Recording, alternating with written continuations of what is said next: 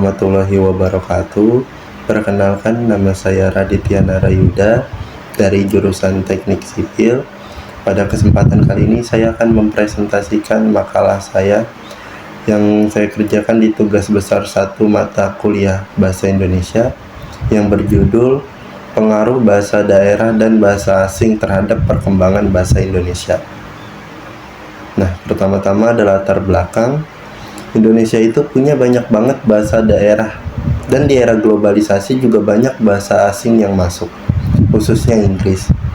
Nah, kedua hal ini bikin bahasa Indonesia terus berubah. Ada perubahan yang baik, ada juga yang bisa bikin bahasa Indonesia jadi kurang baku kalau tidak digunakan dengan benar.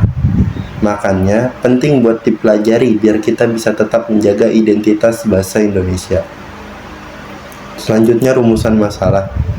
Beberapa hal yang dibahas di makalah ini adalah yang pertama, pengaruh bahasa daerah terhadap bahasa Indonesia. Yang kedua, pengaruh bahasa asing, terutama Inggris, dalam kehidupan sehari-hari. Yang ketiga, dampak positif dan negatif dari pengaruh tersebut. Dan yang keempat, upaya menjaga bahasa Indonesia tetap baik dan benar. Lalu tujuan penelitian ini adalah untuk yang pertama menjelaskan pengaruh bahasa daerah dalam komunikasi sehari-hari. Yang kedua, menganalisis masuknya bahasa asing ke berbagai bidang seperti pendidikan dan teknologi. Yang ketiga, mengetahui dampak baik buruknya bagi bahasa Indonesia. Dan yang keempat, menyusun langkah-langkah supaya bahasa Indonesia tetap terjaga di era global. Nah, untuk metode penelitian ini menggunakan studi pustaka. Jadi semua data diambil dari buku, jurnal, artikel, dan sumber-sumber online yang relevan. Peneliti sendiri jadi instrumen utama yang milih dan analisis datanya. Dan di pembahasan utama, yang pertama ada pengaruh bahasa daerah. Bahasa daerah itu sebenarnya memperkaya bahasa Indonesia. Misalnya muncul kosakata baru atau gaya bicara yang khas.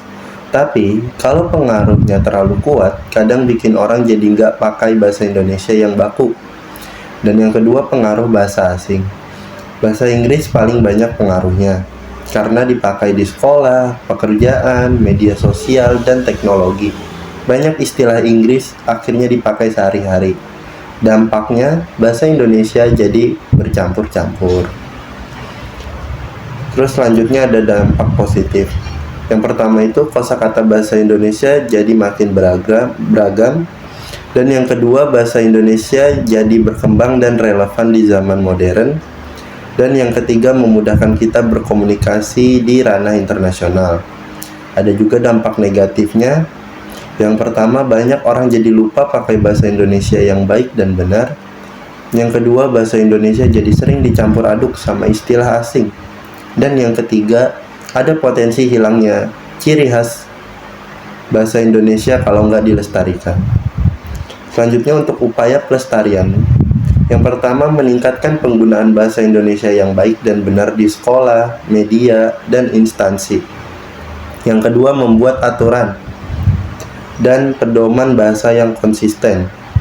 Dan yang ketiga, mengembangkan bahasa Indonesia supaya tetap modern, tapi nggak kehilangan jati diri. Selanjutnya, pengaruh bahasa daerah terhadap bahasa Indonesia. Bahasa daerah seperti Jawa, Sunda, Minang, dan Bali punya pengaruh besar terhadap perkembangan bahasa Indonesia. Banyak kosakata Indonesia sekarang berasal dari bahasa daerah. Misalnya mas, mbak, santai, atau kamar. Hal ini bikin bahasa Indonesia jadi lebih kaya dan dekat dengan budaya lokal. Tapi ada tantangannya. Di daerah yang bahasa daerahnya kuat, penggunaan bahasa Indonesia kadang jadi tidak baku. Ini bisa bikin komunikasi nasional kurang efektif kalau nggak dibarengi dengan pendidikan bahasa yang baik. Pengaruh bahasa asing, terutama Inggris, terhadap bahasa Indonesia. Globalisasi bikin bahasa Inggris masuk ke banyak bidang. Yang pertama ada pendidikan, lalu ke teknologi, media, sampai dunia kerja.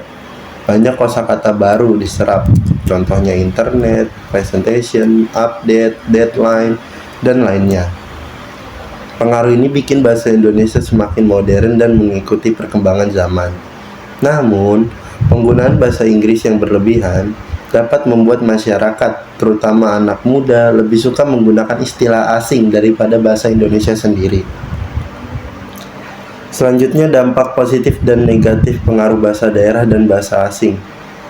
Dampak positifnya yang pertama, kosakata bahasa Indonesia semakin kaya.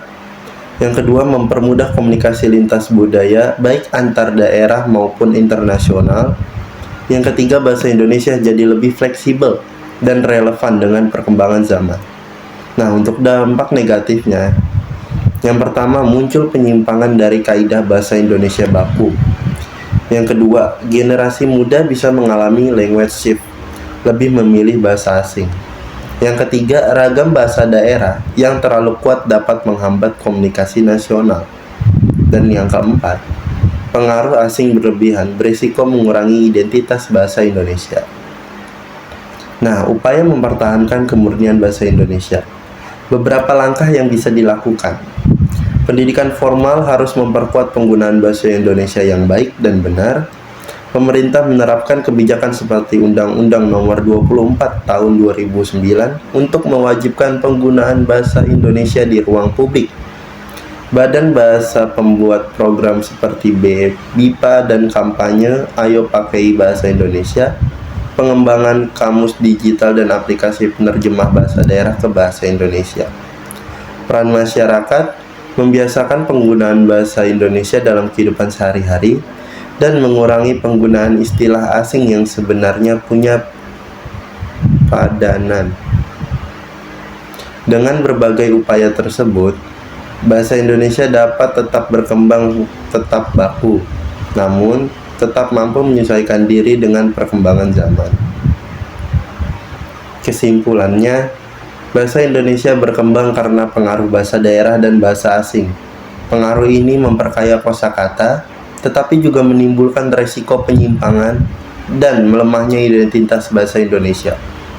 Karena itu, diperlukan keseimbangan antara menerima perubahan dan menjaga kemurnian bahasa Indonesia. Sarannya, penelitian perlu dilakukan langsung di lapangan.